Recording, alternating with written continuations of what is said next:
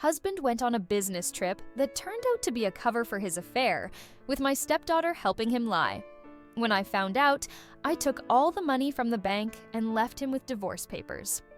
2 weeks ago, I, 42F, discovered that my husband, Jeff, 46M, of 6 years had been cheating on me.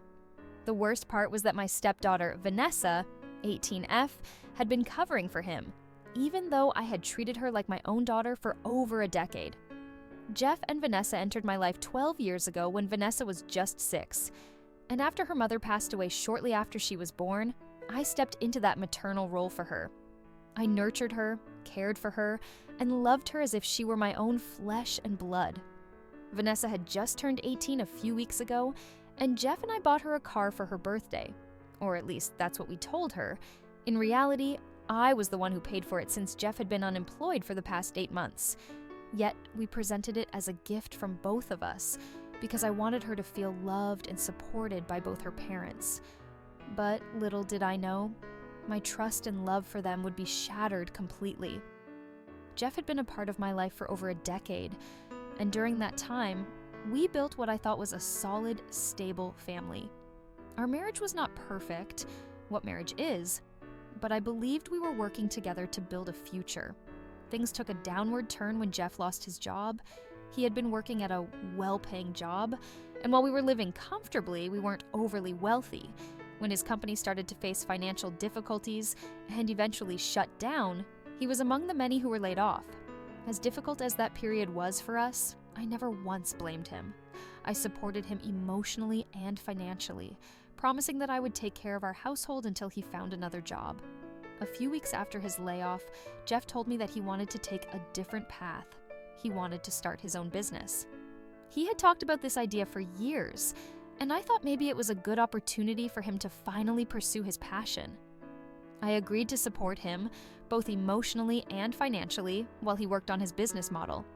I thought it would be temporary, just a few months of sacrifice for the greater good of our family's future. I never once questioned him, and I never let on that I was struggling to hold everything together financially.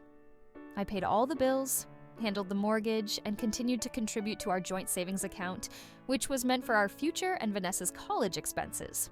What I didn't know was that while I was busy working to keep our household afloat, Jeff was off having an affair, and Vanessa was fully aware of it. In fact, she was helping him cover it up. I discovered the affair purely by accident. Jeff had told me that he had a meeting with a potential investor, someone who could help him get his business off the ground. He claimed that this investor was the key to turning his business dream into a reality, and that it was necessary for him to take a 3-day trip to meet with this person. I trusted him completely. In fact, I even helped him by booking his flights, his hotel, and making sure everything was in order for the trip. I had no reason to doubt him, and I was excited for him, thinking that this was a crucial step towards rebuilding our life together. But one day before Jeff was supposed to return, I stumbled upon a series of text messages on Vanessa's phone. It was purely by chance. I had walked into her room while she was in the kitchen making herself a snack. Her phone buzzed with a new message, and the screen lit up. It was from Jeff, and the message said, "Thanks for covering for me. I'll be back tomorrow." My heart immediately dropped. I felt something wasn't right. Why would Jeff be thanking Vanessa for covering for him? My mind raced with questions, and curiosity got the better of me. I knew Vanessa's phone password. She had never been secretive about it, and I had seen her enter it many times before. I unlocked the phone and started reading through the messages between her and Jeff. What I found completely shattered me.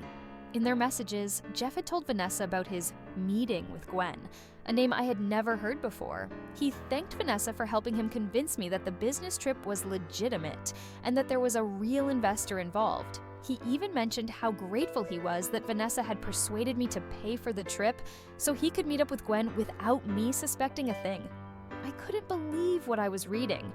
My own stepdaughter, the girl I had raised and loved as my own, was helping her father cheat on me. She knew all about his affair and actively lied to me to help him cover it up. I felt like I had been punched in the gut. The betrayal was overwhelming. I thought I had a solid family, that we were all in this together, but clearly, I had been living in a lie. I put Vanessa's phone down and walked out of her room, my mind spinning.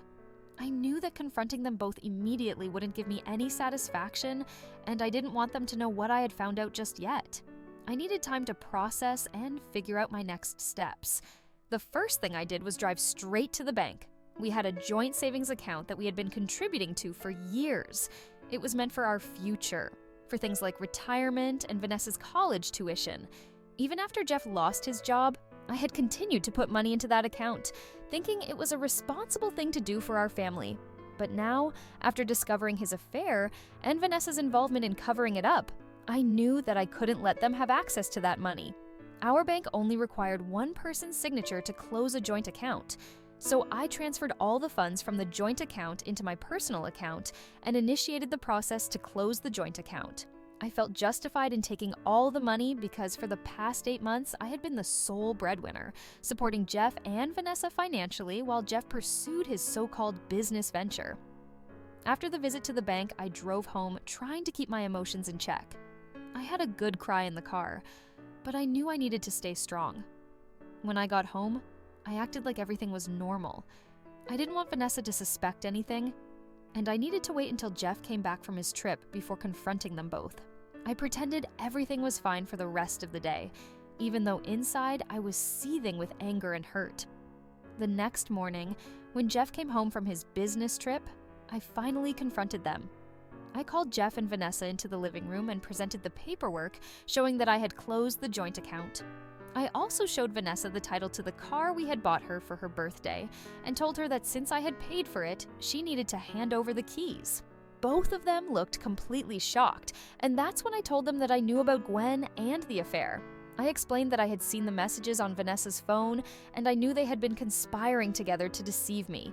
Jeff immediately tried to deny everything. He claimed that Gwen was just a friend and that the trip was a legitimate business trip. He said that he hadn't told me about Gwen because he didn't want me to worry or get the wrong idea. But I wasn't having any of it. I told him that I had seen enough of the messages to know that he was lying and that there was no way he could talk his way out of this. I told both Jeff and Vanessa that I was done with them and I wanted them out of my life. Vanessa started crying, apologizing, and begging for me to forgive her. She said she didn't mean to hurt me, but she was just trying to help her father. Jeff tried to justify his actions, saying that he had been feeling stressed and vulnerable because of his unemployment, and Gwen was just someone he turned to for comfort. He claimed that the affair didn't mean anything, and that he would end things with Gwen immediately if I gave him another chance. But I had heard enough. I told them both to pack their things and leave. I left the house for a few hours to give them time to pack and move out. When I came back, they were both gone, and I finally felt a sense of relief, though the pain of their betrayal still lingered. That night, I called my parents and told them everything. My dad immediately helped me find a divorce attorney, and within a few days, we filed the paperwork. During that time, Jeff and Vanessa kept coming back to the house, knocking on the door, and begging me to talk to them. Every day, they would show up in the evening, crying and pleading for me to let them explain. But I ignored them. I didn't want to hear their excuses. I had made up my mind, and there was no going back. About a week later, I received a response to my divorce petition from Jeff's lawyer, and I was shocked by their demands. Jeff was asking to keep the car that I had bought for Vanessa, and he also wanted me to give him half of the money from the joint account I had closed. On top of that, he was asking for alimony, claiming that because he was unemployed, I had an obligation to support him financially. I couldn't believe the nerve of this man. He had cheated on me, used my money to fund his affair, and now he had the audacity to ask for alimony. I knew I had to fight back, so I came up with a plan. I called Jeff late one night, pretending to be emotional and slightly drunk. I acted upset, telling him that I was heartbroken over how things had ended between us, and that his response to my divorce petition had made me feel like he only cared about money. I cried on the phone, telling him that I felt used and that I didn't know if our relationship had ever meant anything to him. I knew this would get him to open up, and sure enough, it worked. Jeff started crying too, telling me that he never wanted things to end this way. He admitted that the affair with Gwen had been a mistake, but he only turned to her because he was feeling lost and overwhelmed. He said he didn't mean to hurt me and that if I was willing, we could go to counseling and try to save our marriage. Little did Jeff know I was recording the entire conversation. After I hung up, I sent the recording to my attorney, who said it would be a key piece of evidence in our divorce case. In our state, adultery is grounds for denying alimony, so Jeff's confession would work in my favor. 2 days later, we had a mediation session with Jeff and his lawyer. My attorney played the recording of Jeff's confession, and the look on his face was priceless. He was completely blindsided. He had no idea I had been recording our conversation, and now he couldn't deny that he had been unfaithful. We ended the session without reaching an agreement, but I knew that I had the upper hand. Jeff was backed into a corner, and there was no way he could win this fight. That evening, I received a text from Vanessa, and it shook me. She said it was cruel of me to give Jeff false hope during our phone call, only to use it against him in the divorce. She apologized for covering for her father during the affair, but said she felt obligated to take his side because he was her father. She also told me that after the mediation session, Jeff had completely broken down, and that nobody, not even his parents, had been able to console him. Vanessa said that while what they did was wrong, I was just as bad for manipulating Jeff's emotions to get what I wanted in the divorce. Her words cut deep, and for a moment, I questioned whether I had gone too far. But then I reminded myself of everything they had done to me. Jeff had cheated on me, lied to me, and betrayed our marriage. Vanessa had knowingly helped him deceive me. I had every right to protect myself and ensure that I got what I deserved in the divorce. I wasn't the one who had destroyed our family. Jeff and Vanessa had done that. Update 1. The messages from Vanessa left me feeling conflicted, but after reading through all the supportive comments from people following my story, I realized that Vanessa's message was just another form of manipulation. She was trying to make me feel guilty for standing up for myself, and I wasn't going to let her succeed. Blocking Jeff and Vanessa from my life was one of the hardest things I've ever had to do, but it was necessary. I couldn't keep them in my life after everything they had done. The betrayal still stung, but I knew that cutting them off was the only way I could move forward and heal. This wasn't the first time I had been through heartbreak. My first marriage ended because of infertility issues. I had married my college boyfriend when I was 22, and after 2 years of marriage, we started trying for a baby. After a year of no success, we got tested, and I found out that I was infertile. It was devastating.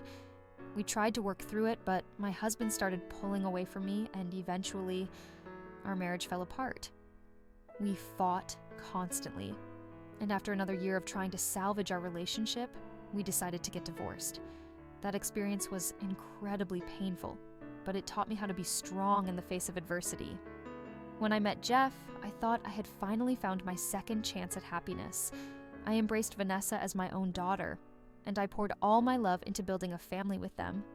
But now, I realized that the life I thought I had with Jeff was built on lies.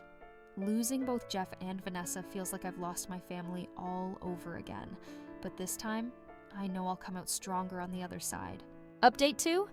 A week has passed since my last update, and I have some good news. Jeff has finally agreed to the terms of the divorce. I think he realized that he couldn't win, and that dragging out the process would only cost him more money.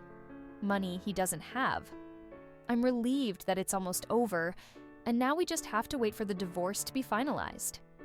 In the meantime, I've been focusing on myself.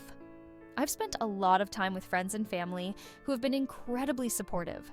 I've also started looking for a new place to live. This house is too big for just me, and I don't need the constant reminder of the life I thought I had with Jeff and Vanessa. Moving will be a fresh start, and I'm looking forward to it. Update 3. It's been nearly 2 years since my divorce was finalized, and I can honestly say that I'm in a much better place now. After the divorce, I decided to move to a new city. I needed a fresh start, away from all the painful memories. I've always loved to travel, so I started documenting my travels on social media.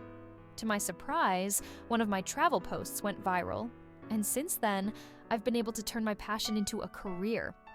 I never expected to become a content creator, but here I am, traveling the world and getting paid for it. I don't know what Jeff and Vanessa are up to, and honestly, I don't care. I've moved on, and I'm happier than I've been in years. The divorce was one of the hardest things I've ever been through, but it forced me to rediscover myself and learn how to be independent again. I never imagined that I'd be starting over at this point in my life, but here I am. living my best life and doing things I never thought possible.